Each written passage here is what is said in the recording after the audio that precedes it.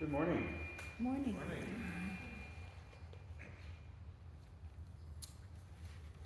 As we've been making our way through Mark's Gospel, most of our stories have followed one right after the other.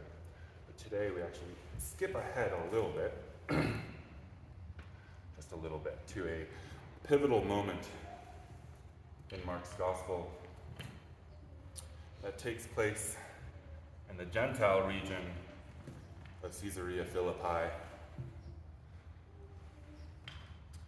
And it is this moment that is often seen as the very center of Mark's Gospel.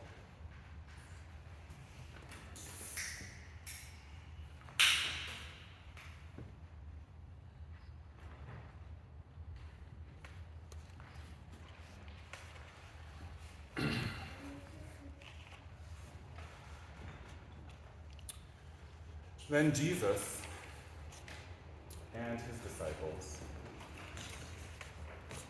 went away to the villages near Caesarea Philippi.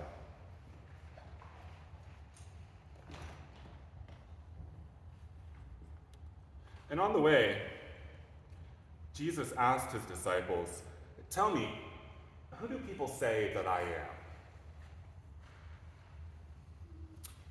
And some responded saying that some say that you are John the Baptist. Others say that you are Elijah, while others say that you are one of the prophets.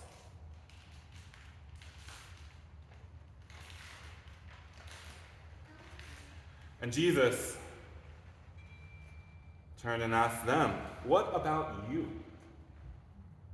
Who do you say that I am?" And Peter answered, "You are the Messiah."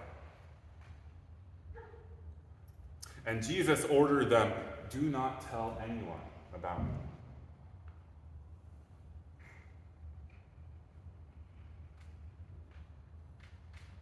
Then Jesus began to teach his disciples, "The Son of Man must suffer much and be rejected by the elders, the chief priests, and the teachers of the law.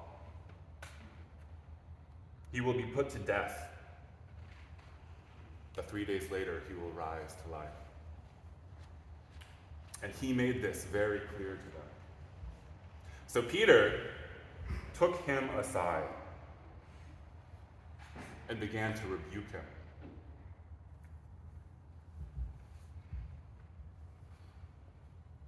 But Jesus turned around and said, "Get away from me, Satan. Your thoughts don't come from God, but from human nature." And so Jesus called the crowd to him and spoke to everyone.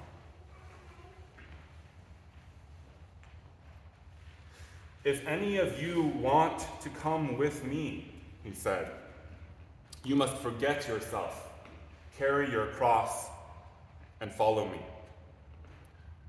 For if you want to save your own life, you will lose it. But if you want to lose your life for me and for the gospel, you will save it. Do you gain anything if you win the whole world but lose your life? Of course not. There is nothing you can give to regain your life. If you are ashamed of me and of my teaching in this godless and wicked day, then the Son of Man will be ashamed of you when he comes in the glory of his Father with the holy angels."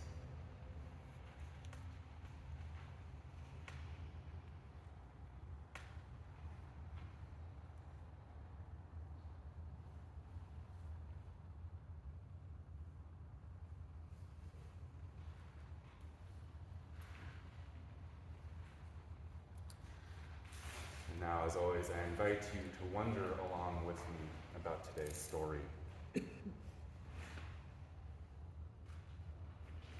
This is a new region here. I wonder why Jesus and his disciples may be going to this region of Gentiles.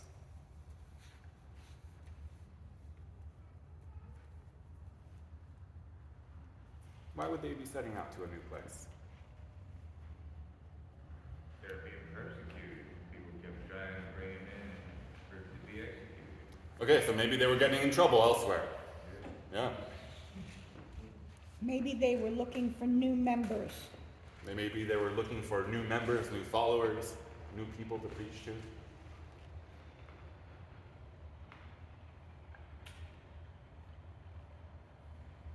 Expanding the flock beyond the Jews. Expanding the flock, perhaps, beyond the Jews who he had preached to already.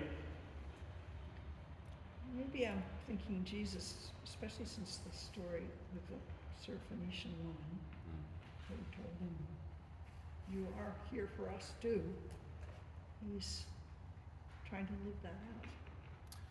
Yeah, so last week's story, we saw him meet the Syrophoenician woman, and after something in their conversation, he decided to heal or cast out the demon from her daughter. Then he healed another Gentile man who was mute and could not hear, and now he's in another Gentile region. So maybe that was a changing moment. Or they were led by the Spirit.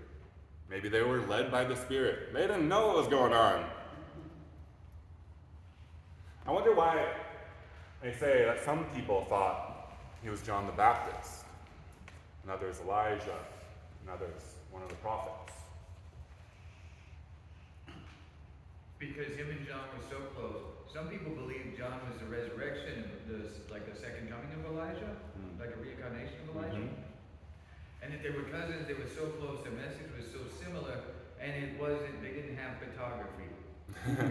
Right. There were mysterious John characters around Jesus, and Judases, and people, more than one people with the same name, but there's still always Sure. been confusion about who they are. Okay, so without photography, but rumors are spreading about this teacher out, somewhere in the wilderness, and they're hearing echoes of that in what Jesus is saying. So perhaps they, And he also baptized people. yeah. So there's the baptism connection. Well, Jesus isn't saying what he is, and he's telling his disciples not to. So people are filling in the blanks. Right. So there's this big void, Yeah. this confusion, and there's all this pressure to fill the void of like, who is this person?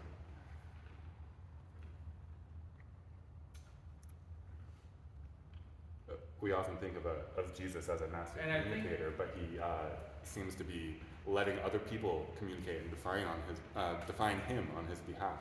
Go ahead, Tim. Did they think that like John's spirit had gone onto Jesus, like when John died?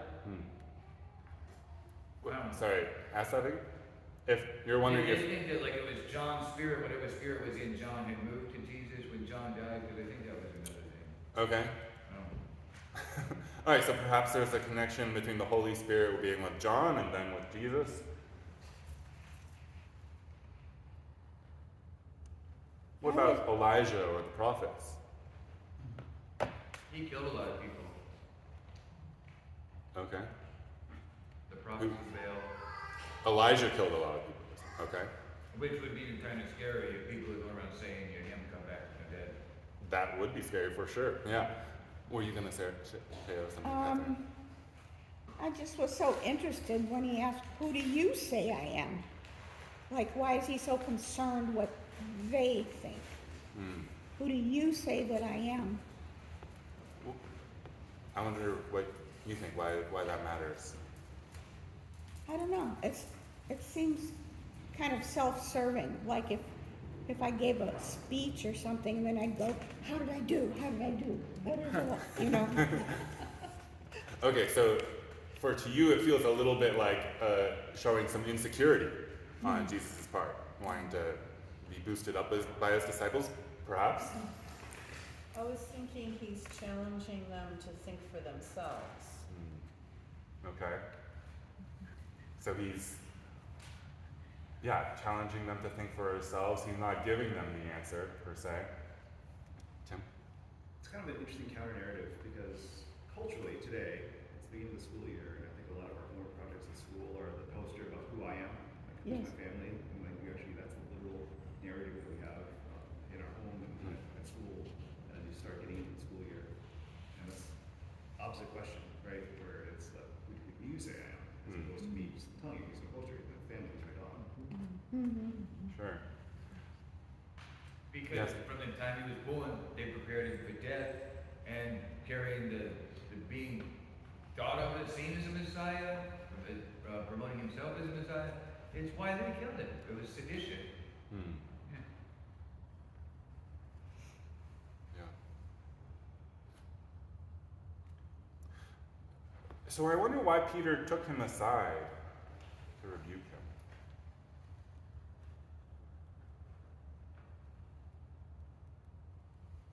Was it Peter or Satan? Okay.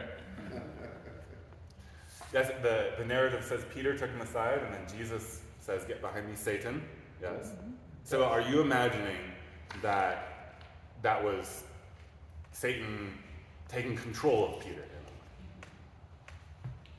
Maybe because there was distrust among the disciples. Cameron, hold on. Let Sam. Possibly. I mean, I don't know. Okay. Because he knew some of the other disciples couldn't be trusted. So perhaps Satan was, working through or directly taking over Peter. Maybe there's something about the disciples not being trusted. You have Megan. For the young people here, can we talk about what rebuke means? That's Yeah, not what does it a word mean to that you? I use a lot. I don't know what I'm imagining. What does rebuke mean? Like he yelled at him, Okay, so criticized. so perhaps Jesus yelled at Peter in a very forceful way of rejecting what he was saying. Does it say here or any other renditions of this what he rebuked him for? Because all we hear is that Jesus rebuked him, but for what?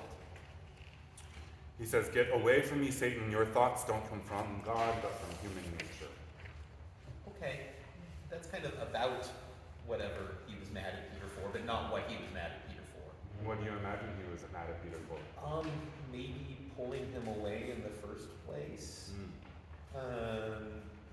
Maybe, when I think of the story, I think, why didn't Peter just say whatever was on his mind in front of the whole group?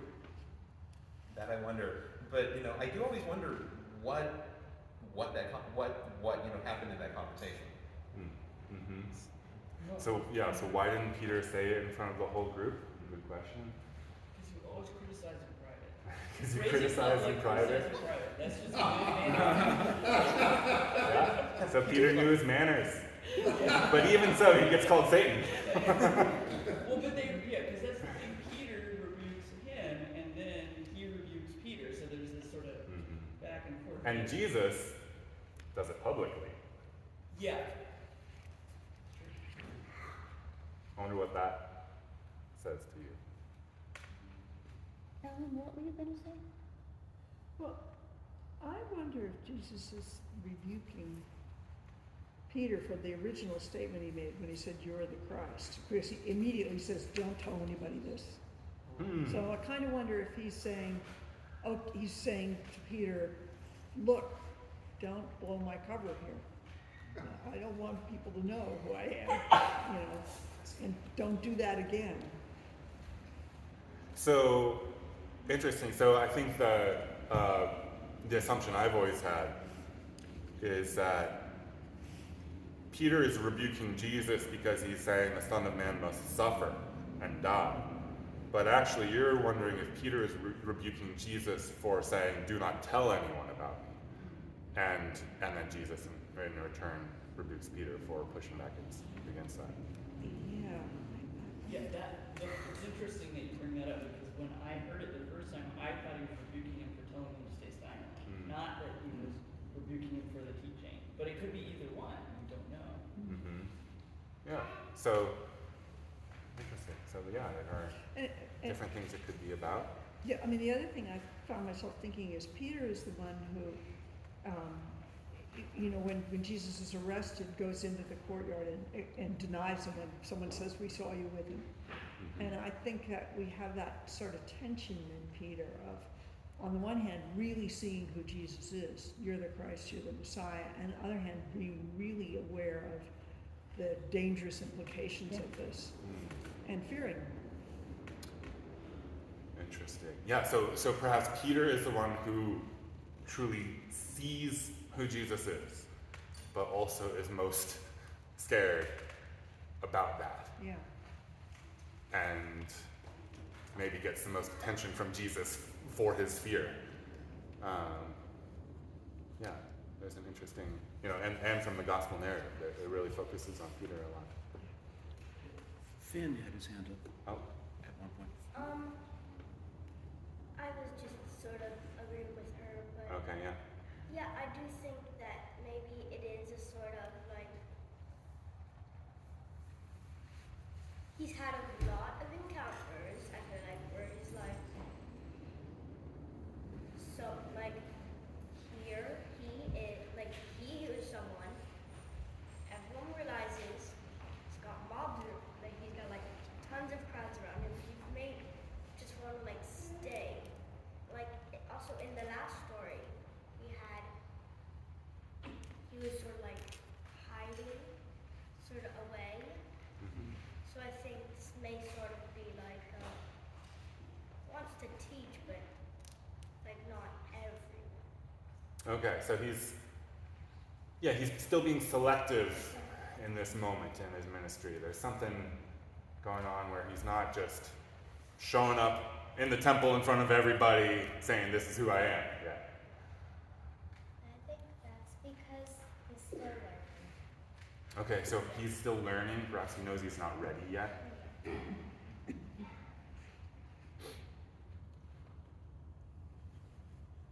I wonder, let's get to this. I wonder what Jesus means when he says, "Get away from me, Satan. Your thoughts don't come from God, but from human nature."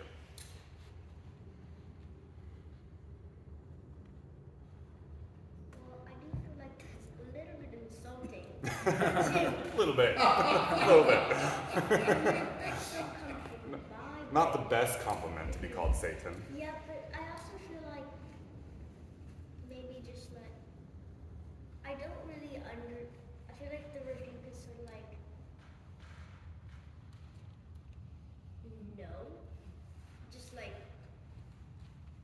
I don't know because like I do think it was very controlled onto Peter's answer Okay. because like it's immediately after it. Yeah, it's very much Not that- responding to this thing that Peter is saying. Ingrid, what were you? Is Satan a bad guy or is he another disciple? So Satan is a very complicated figure in the Bible. There are many different names for Satan. Satan is a bad guy. We'll leave it at that for now. He's not one of the disciples. Okay. That was confusing. This is one of the sections when I always wondered, Jesus is just being a little melodramatic. I mean, he is, fully human and fully God, and part of being fully human sometimes is drama. And it does feel a little over dramatic at times, and like he's kind of like he's playing with Peter in some ways. Rather than fully rebuking him, it's a little over the top. And I do wonder if he really meant that, or if that was just a way to get Peter's attention. So perhaps there's some performance Yeah. here. Yeah, I do wonder Okay. that. Just to build on what Matt's saying, to me the interesting message is you are thinking not as God thinks, but as human beings. But because he starts with "get behind me, Satan," like you don't even hear that other part because you're like shocked with that Yeah. response. Suddenly So grabs your the attention. interesting part is him telling you you're thinking not as God thinks, but as human beings do, which Yeah, as a that's kind human of being, it's sort of hard to think any other way. Yeah, right. How do we But think but as to God me, thinks? that's the part that I wonder about, and that first part just sort of it shuts you down and it sort of puts everybody on their heels. You know, and Paul also talks about putting on the mind of Christ, and that's perhaps related to, you know, thinking not as humans think, but thinking as God thinks. So, But yeah, like, I feel like, what does a human being, like, I feel like Jesus is, yes, part human being, and I feel like he does a lot of what Peter, I think, just did, mhm. maybe, but I feel like, what is the human being thinks this way, and the human being is supposed to think, like she said, like, how are we supposed to think another way if Yeah. we are human beings? Yeah. What do you imagine? If you were to say this is a human thought and this is a thought of God, what would that I don't know. look like? I don't know, but I feel like, I mean, all the disciples seem like very respected, I feel like. Mm. Like, they all feel, this is like the first time I feel like I've ever heard like Jesus being like, don't think like that. Right. Like you should It's a stunning moment. He doesn't normally treat his disciples this way. Sarah, did I see you raise your hand? Yeah, I love how you sort of open the questioning of why were they coming into the town? Because, you know, if they're coming into the town to gain followers or to draw people in, by teaching them that the Son of Man will suffer, will be rejected, will die, that's not the most attractive thing. Right? I mean, marketing standpoint, right? Yeah. And then Peter like sort of rebukes him or says, "Don't say that. Like, you don't. That's not the way to bring more followers in. That's terrifying. Like, chill, right?" Yeah.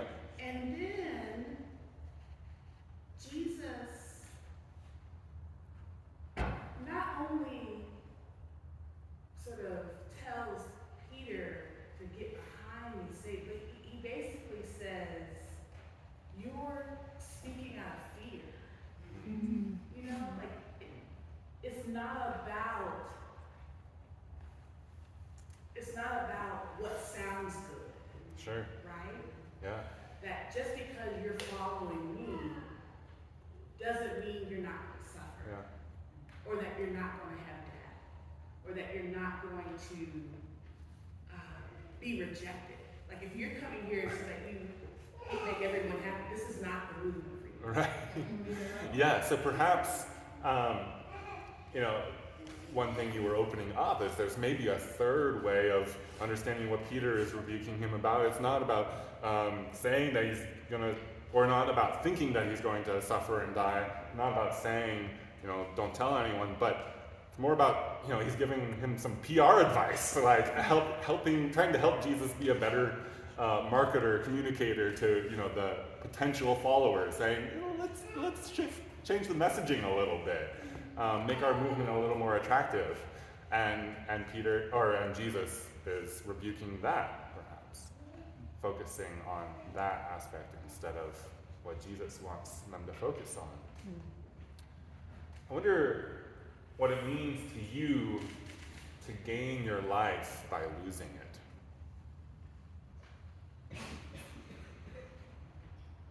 Different things to different people. Different things to different people. Okay. And it's one of the places where Jesus' messaging sounds almost downright Buddhist in terms of severing oneself from attachment. Okay. So That's you're, what I hear. yeah, so your hearing echoes with the Buddhist idea of non-attachment. Yes. Take everything, like, I feel like from the start of Jesus gathering his disciples, like, from the two fish, like, leave behind everything you have and come with me. Like, just leave behind your life and start a new one. Because I feel like it's always, like, every single Bible. Right, in other stories we see this moment where all the disciples are called and immediately they leave and say goodbye to their previous life. So just like, you're gonna, like, you can lose your life and have a new life with me and know that it's not gonna not have any dangers, but So perhaps it's an element of lose your way of life and you'll gain life by adopting this other way of life. I think life it's full of choices, and every choice we make means letting something else go. You know, if I'm going to spend an hour a day practicing the piano, I'm not going to spend an hour a day reading or watching TV or looking at my iPhone. And so sometimes when you lose things, you actually find something new, but you have really lost something, and so Yeah. it's.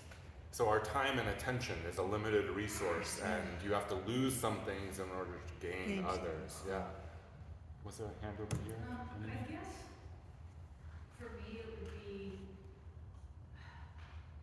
that the things I have in my life, if I have those things, then that's where I put my trust.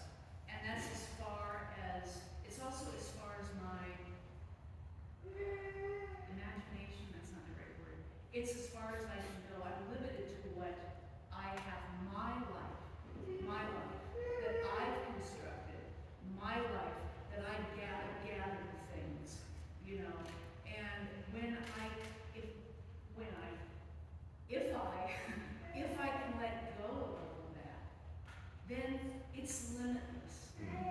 Because I have everything that the universe and God has, that nothing is impossible, that nothing is out of reach, and that if I'm relying on what I have, there's limitation there, and then fear comes in.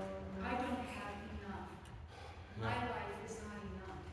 Yeah, so perhaps holding on to the life we know has, seems to be, the things we need, but actually it creates limitations, and letting go is how we can enter into, limitless life. Yeah, and I think there are times in my life, like at crises points, where I've come to the end of myself. There's nothing I can do to fix it.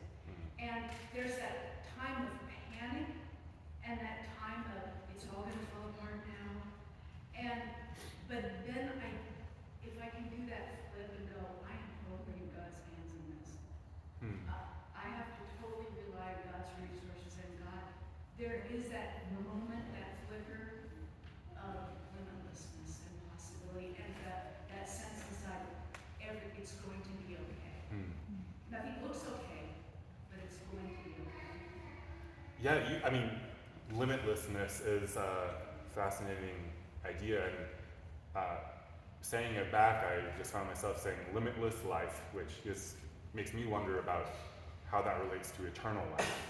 And perhaps there's a connection there of endless and limitless. Any last wonderings before we move on in today's story? Something that he says brings up is this foreshadowing of what is going to happen to him in the future, and that he knows it. And it comes up in a lot of stories. His foreshadowing, and it just keeps striking me that he keeps persevering with his teachings and his process, even in the face of knowing what's going to happen to him. He keeps sharing that.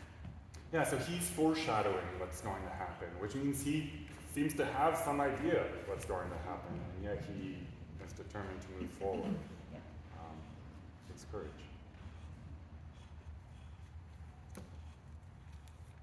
Well, thank you all for wandering along with me. Thank you, Finn, for helping feed me up. We are now going to head over to the font for Rocks and Water for our prayers. So follow me and listen along and follow Sanford in singing, and grab a rock by the font, and then we'll form a half circle around the table over there. Wherever to bring